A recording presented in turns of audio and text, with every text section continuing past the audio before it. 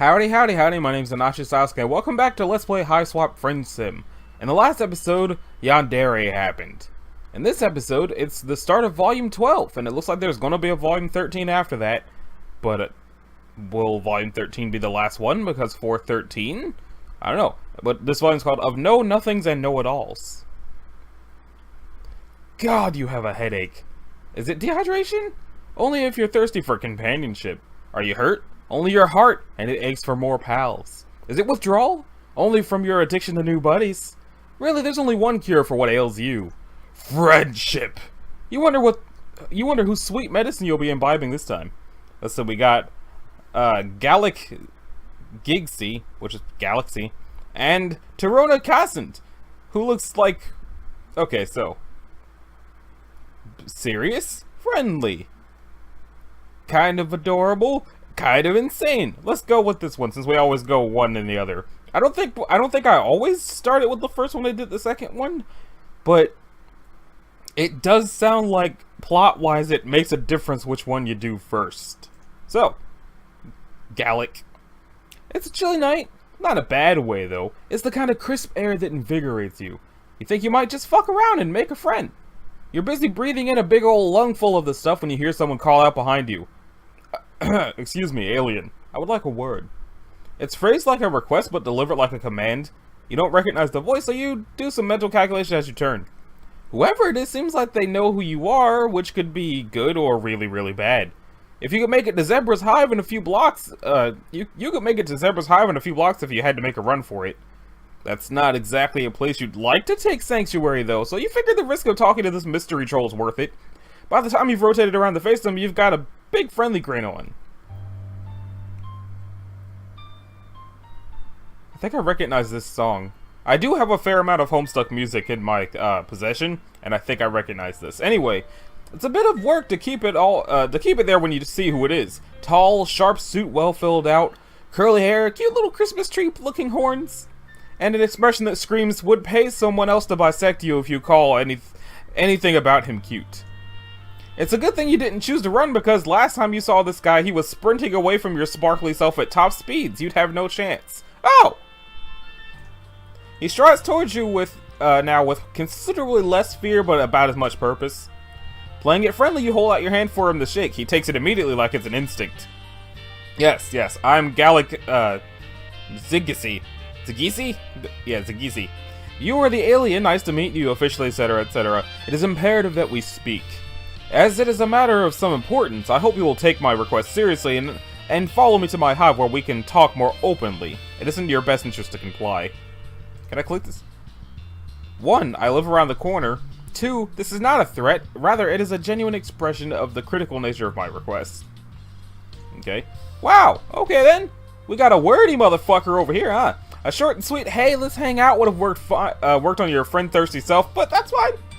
You don't have anything else to be doing, so why not follow this pushy high blood back to his house? Wonderful. This way. He says shoot his word and doesn't say anything else as he leads you towards his hive, but you watch the way he clenches his teeth and flicks his eyes back at you as he walks. He's about to explode, holding it all in. You walk a little slower just to bask in the need emanating off him. That is a freaking castle. Still dizzy with the feeling of having your presence wanted so badly, you trip a bit heading up a wide flight of stairs. And there are a lot of them. Jesus, he could have warned you at least. You look up as you pull yourself to your feet. The stairs lead to an old stone building covered with ivy that creeps around some pointy top windows and up to the tops of turrets. It looks like the kind of place a crusty old professor might walk out of, followed by a flock of khaki-clad rich boys. The door opens with a creak. You do not hear anyone debating the difference between a movie and a film in there, but you do hear... bleeding? Sounds reasonable. Once inside, Gallic beckons you to through the foyer and into another room, this time unlatching what looks like a very tall metal baby gate to let you both in. He checks the latch twice after he shuts it, then gestures to a pair of studded high-backed chairs on either side of a fire. Please, take a seat. I'll make us some coffee. You'll not have had any like this before, as the taste is drastically different from the slop you get from a public coffee shop. It is possible your palate is not experienced enough to tell the difference, but I can walk you through the simpler points. You do take the seat, or that seat, and you look around while he fucks with an antique espresso machine, or espresso, not espresso, machine. He has a desk covered in papers, open books, and a typewriter, and along the walls are bookshelves leading up to the vaulted ceiling. Everything has an air of purposeful messiness to it, like he pulled some of his cooler titles to leave lying around for you to see. How flattering! You mentioned that this must have been one of those personal jerk-off book hives Tazaias was talking about. Excuse me? Oh, never mind. You clear your throat and ask him what he wanted to talk about. He hands you a cup and sits down in the other chair. Oh wow, that's a lot of words. Of course, I just wanted to clear up a misunderstanding between us. You may be under the false impression that I am uninformed regarding the attributes of rainbow drinkers. You may even think that you successfully fooled me to thinking you were one yourself when we first met. I just had not previously encountered one in real life, nor had I ever seen an alien for that matter. Furthermore, when I saw you before, you were in the company of one Tagora Gorzek. I was making the most reasonable assumption possible given the information I had available. It makes complete sense if you think about it. Now let's see what these footnotes say. Specifically, you misunderstanding me. 2, I've spent considerable time in the interim researching you, of course, which is why I was able to track you down so easily.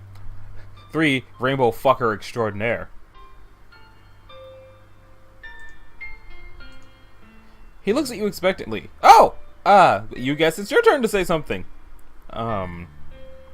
Is that all?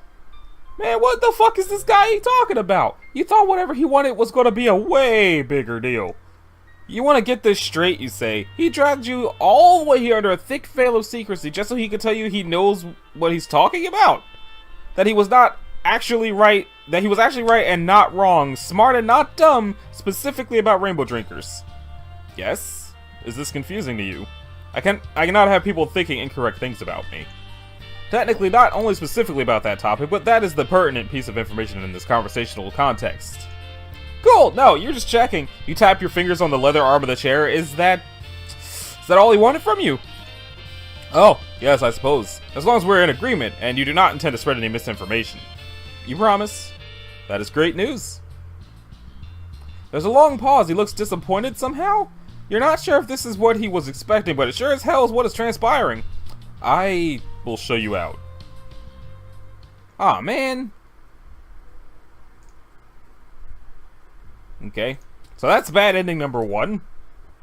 I imagine bad ending number 2 will take a lot more things to get to it. God, blah, blah, blah, blah, blah, friendship, blah. Gallic. Pick the Gallic. Gallics, no friendship.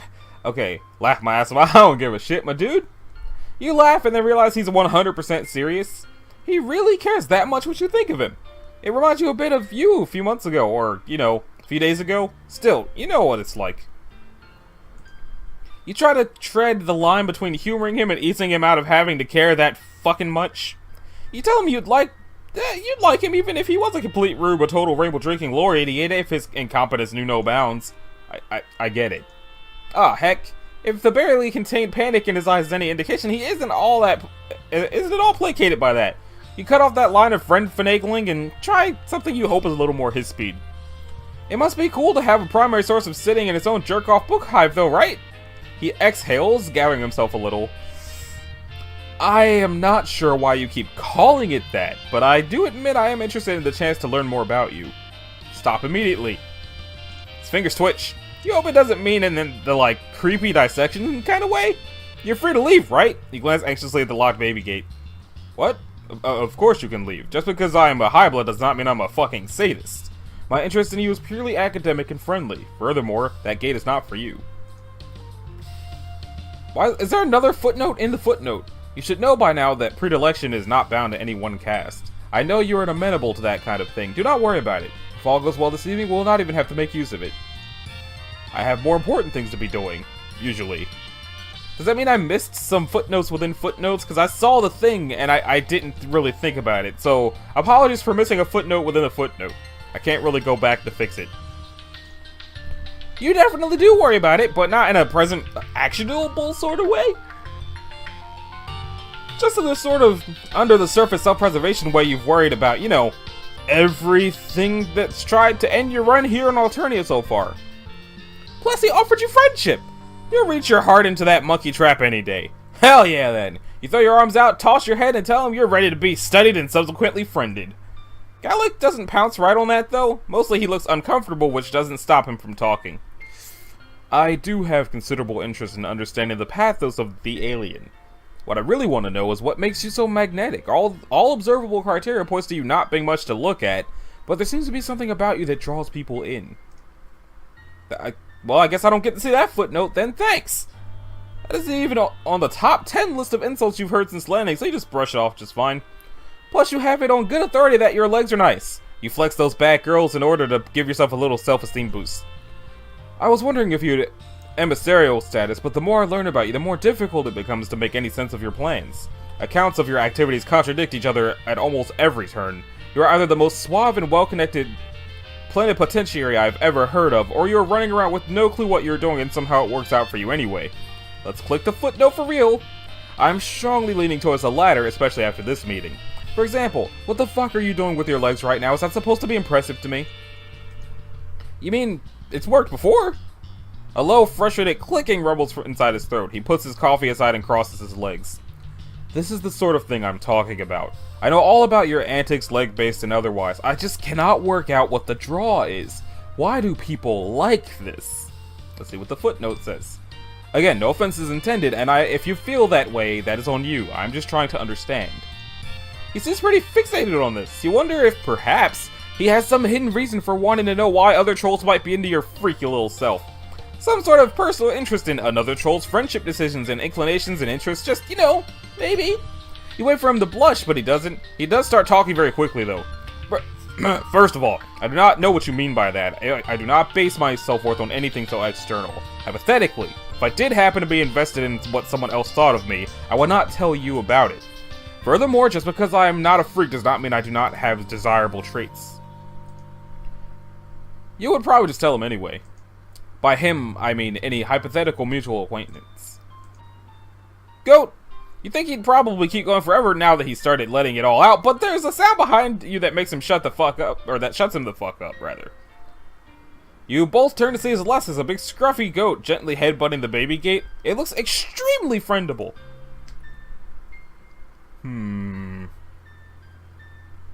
Let's stay on topic. The baby gate's probably there for a reason. Please ignore him. He just wants to get in here and cause problems. He'll wander away in a minute. You think hard to yourself about this. You really want to go pet the big goat dad, but you want to dish out about this guy's love life even more.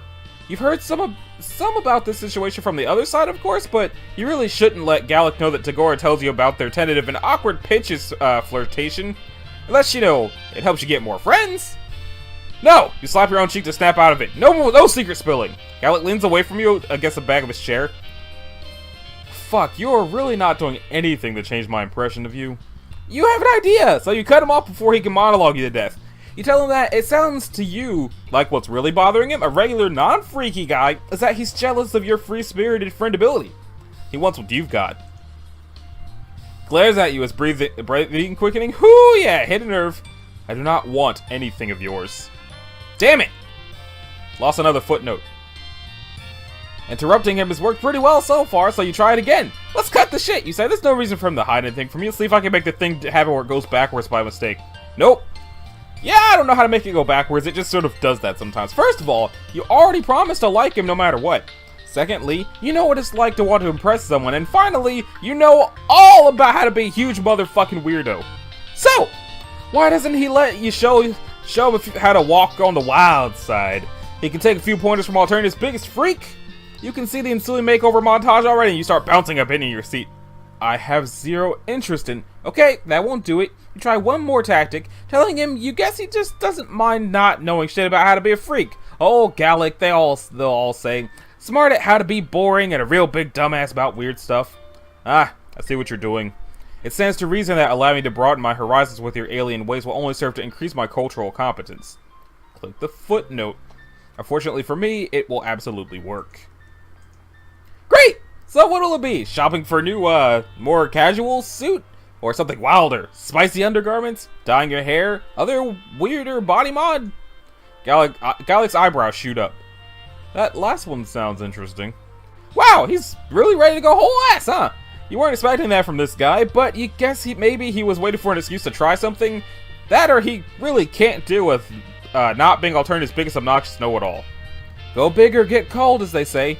Damn, that probably is what they say. Anyway, you can't wait to get this show on the road.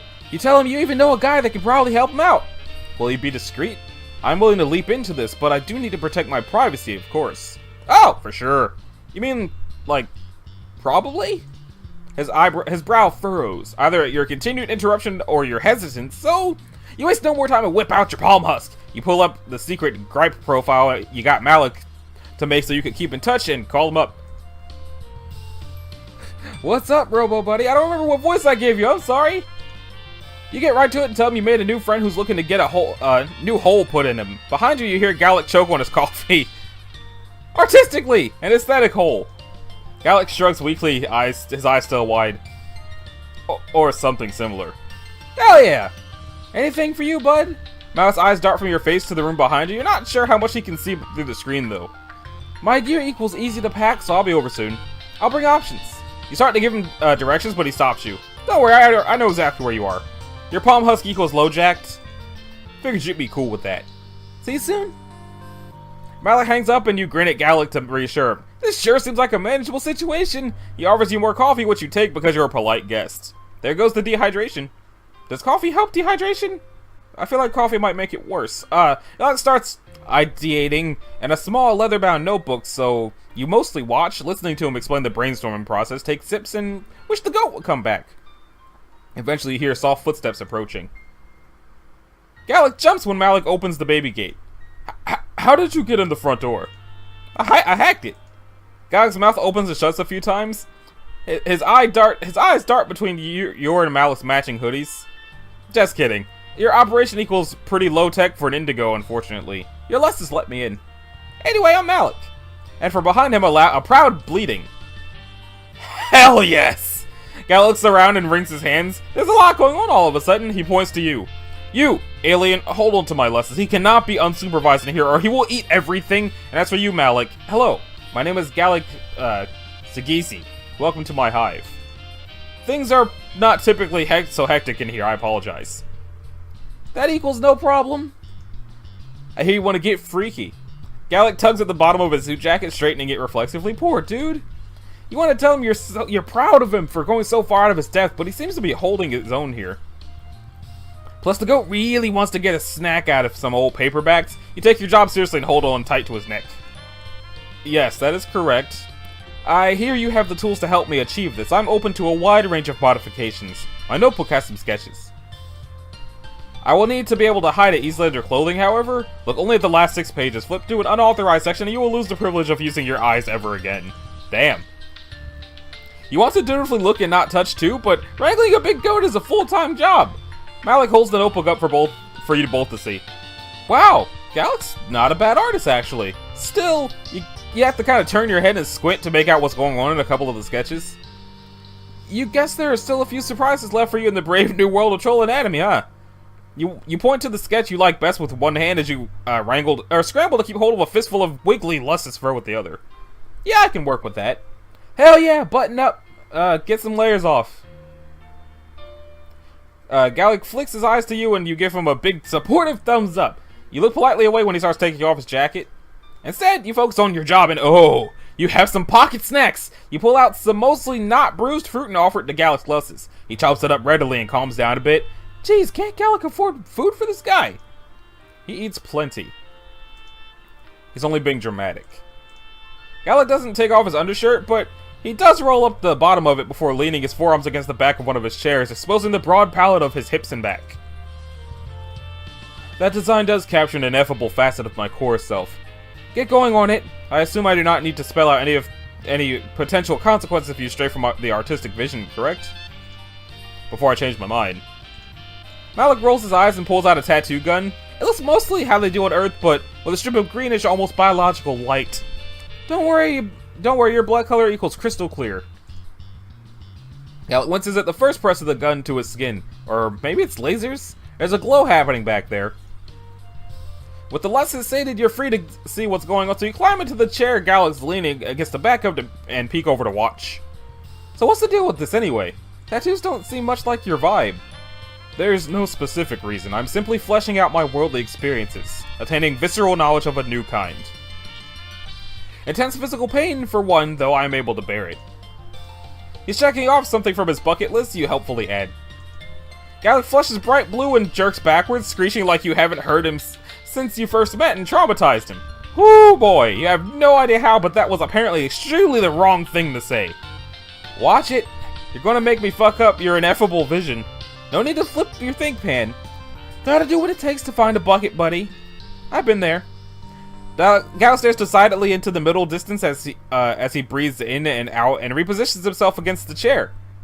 That is extremely not what this is about. I am perfectly capable of fulfilling my propagational duties. This is not a thing I have to do. It is a thing I want to do. If it happens to spark concupiscent interest, so be it. Thank you very much for your vote of confidence. There is a significant semantic difference here, or deeper conversational interest. Yeah, whatever, I don't judge. You only have the barest grasp of what they're discussing here, but things are starting to click into place. You don't want to embarrass your potential new friend by calling him out on his crush even further, or implying he can't find anyone to fill a quadrant with. You tell Malik that Malik is making his decisions based on his own personal, emotional, self-educated journey, and that's all. Yes, that is the heart of it, exactly. Thank you. Gallic smiles at you, and it's crooked and stiff on his face like he hadn't expected to put it there. You smile back and place your hand on top of his, white-knuckled against the back of the chair. He winces in pain only once more before Malik steps back, tilting his head to admire his handiwork. That'll do it. Gallic rolls his shoulders and twists his body around to check his new ink. Satisfied, he turns to extend his hand to Malik. Thank you for your time on such short notice. Would you like to stay to... Malik shakes his hand but cuts him off there. No thanks, I'm not much for the after party. See you around, Robo-Bud. Nice to tat you, button up. He tosses the gear back to his bag and nods at you. On his way out, he pats the goat's head, now placid. One new friend is enough for one day, I suppose. Thank you for encouraging me to try something new. I still do not completely understand you, but your penchant for flinging yourself wholeheartedly into precarious situations is fascinating. It is quite a rush, isn't it? That is what you do best! You grin uncontrollably at the compliment. I might try employing that tactic a bit more in my daily life, if it will lead to newer, deeper grasp of the troll condition. As such, I have 2 confessions for you. He takes a deep breath and gets the rest out in one go. 1, I knew only an elementary amount of information about rainbow drinkers before I met you, and 2, the reason for my frond hinge jerk reaction at that time was because of my Gorgic-shaped blind spot. It is feelings-based. You graciously do not let on that those are 2 of the most obvious pieces of information you've ever encountered. Gallic clears his throat and thrusts his palm husk towards you. Now that we've taken care of that, take a photo.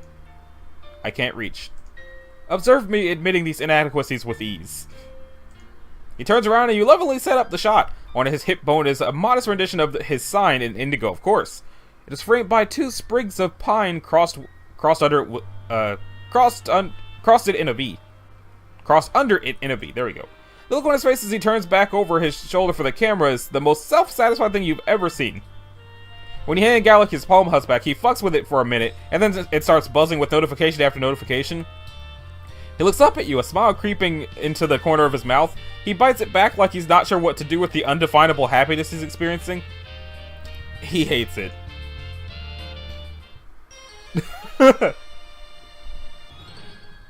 Victory! Now I need to go back and get the bad ending, and maybe I can catch some of those footnotes I missed because finicky mouse.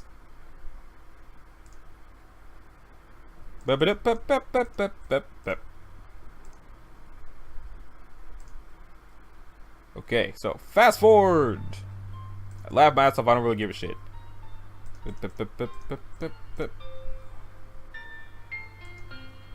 Okay, wasn't that one. Was it in here? I have more important things to be doing, usually. Okay, wasn't that one.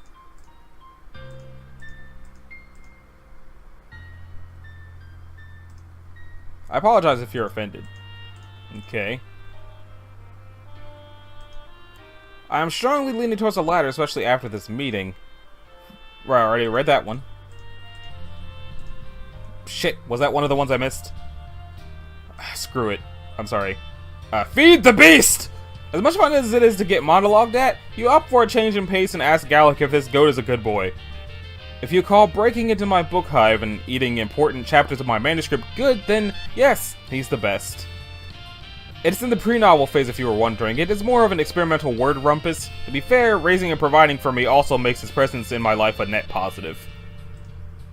He sighs when he says it, a mix of frustrated and fond. You pulled apple-adjacent fruit from your hoodie pouch. You never know when you might have to spend the day hiding in an alley, so pocket snacks don't make you puke are extremely useful. You offer to the Lessus, and he uses his teeth and tongue to pull it to him through a hole in the gate. Nice. You don't have to have a crisis about whether or not you should have let him into the room, because once he swallowed his snack, he trots back out down the hallway. You mosey over towards Gallic, plop back down in the chair, and let him know you're ready to get this fact exchange party started. You wonder to yourself what kind of information actually exists about aliens, humans, on Alternia. The fact that you've started thinking of yourself as an alien is mostly fine, you figure. It's what the trolls vibe with, which is what you're all about in the end. But it could be cool, maybe, to hear about the history of humankind from their perspective. You've been curious if anyone would know, if anyone would know to be this fucking nerd. So you ask. There's absolutely nothing. I've read all kinds of reports on other alien races, of course. I can pull those for you if you would like. As for your species, I can confidently say there is no recorded history of your kind on Alternia. If what you're after are bloody accounts of the destruction of entire species or painstakingly detailed logbooks of resources taken from various planetary systems by our forces, if it existed, I would know about it. The economics involved would probably go over your nug bone. Oh, wow. So you're the first of your kind to visit, huh? You flex again and brag that maybe that's the secret to why everyone is so hot for your friendship, but even Gallic can tell you're not really feeling it. If you say so, are you some kind of high-blood equivalent back home? Is that why you're so friendable here? What is your planet's system of government, and where do you fit into it? What are your main off-world exports? What were some defining moments in your species' development? Have you formed any bonds here that you would say fit your planet's equivalent of the quadrant system? Supposedly friendable, I still have yet to feel the impulse. If so, with whom? You're not ready to take the space SAT. You're too busy trying to sort through the idea that you are the literal only option for him to learn any of this shit. The only one of your kind around. You feel like the frame surrounding your life has shifted, like everything around you zoomed out to the widest angle, with a tiny speck in the corner, invisible to the naked eye. Whew. Maybe you should sit down. Ah, fuck, you were already sitting down. Maybe you should lie down. You crawl to the floor, which Gallic probably won't like, but you're too busy having an existential crisis to care. God damn it, that's a lie too. You definitely still care what he thinks of you. It isn't the first time you felt overwhelmed by your situations that you landed. It isn't even the 100th, honestly. It's just that you kind of always had a back pocket assumption that there'd be some way out of this. Sure, you're having fun making friends and allies, assembling a new wardrobe, and picking up weird survival skills. It just hadn't quite hit you that this might be all that was left for you. For real. Is this floor wiggling another alien friendship ritual I just do not grasp the lure of, or are you spontaneously suffering? Please stop whatever this is. I'm not sure how I'm supposed to tell the difference. You want to answer him, but words feel so far away in this moment. You try to call up how you crashed or what the ass you were doing in the spaceship to begin with. Are you even a certified astronaut? Do you have an advanced degree? Do you have hands? Your vision blurs and you feel queasy. You need air, a lot of it. You run towards the closest available source, a wide window. Defenestrating yourself is maybe not the best option, but it is the only one that you are currently the most emotionally attuned to, so that is what the fuck you do. Luckily, the panes of the window open like French doors, and you're still on the first floor. You spill out without breaking any glass or limbs. Behind you, Gallic hollers. It still feels nice outside. You lay there and breathe in and out and try to pull your shit together. From your prone position, you can see Gallic put one leg over the windowsill, shake his head, and then pull it back in and turn away. He certainly looks fit enough to be able to manage the leap, but of course he wouldn't bother. He should give up on your hot mess of an alien self. You're fine wasting away out here like yesterday's banana peels anyway. You're ready to take a depression nap right then and there when you hear the front door open. Gallic is stomping towards you, flushed and fuming. He looms above you, his large frame quaking anger. Listen here, you little choot maggot. I've opened my home to you. I've opened my mind to the possibility of understanding you, despite multiple instances of you not offering me the same courtesy. I only wanted to correct your misconceptions about me, and to have a chance to exchange some cultural understanding. You have to be the worst ambassador I've ever heard of. No! You set up a promise that he's been great! The best and smartest friend you've made yet! A great host, excellent even! It's not his fault you're not clicking like you do with the other people. If that were true, why would you spend this entire visit acting like a fresh-hatched idiot? At this point, I have to conclude that you were mocking me and my genuine interest in you. There's no other explanation for your behavior. Do not begin to insult me by claiming otherwise. You try to explain that you were just in your feelings, but he has stopped humoring you. He turns on his heel and stomps back inside. You want to hope that he'll come back, the drive to understand outweighing the drive to be done with your sorry ass, but you know he won't. You drag yourself to your feet and start the slow, lonely walk to somewhere, anywhere else. From the open window, his Lessus cocks his head to the side and softly bleats his goodbyes.